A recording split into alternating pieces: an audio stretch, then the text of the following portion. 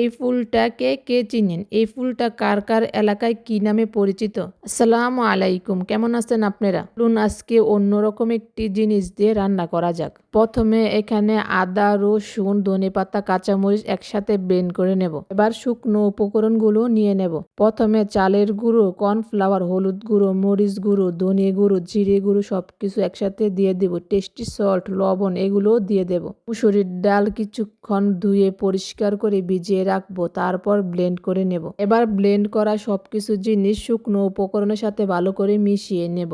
Maggi মশলা দিতে ভুলে গিয়েছিলাম, এবার 2 প্যাকেট মশলা দিয়ে দেব। এবার সবকিছু একসাথে ভালো করে মিশিয়ে নেব। ভিডিওর মধ্যে দেখেই বুঝতে হবে ব্যাটারটা কেমন হবে, পাতলাও হবে না, অতিরিক্ত ঘনও হবে না।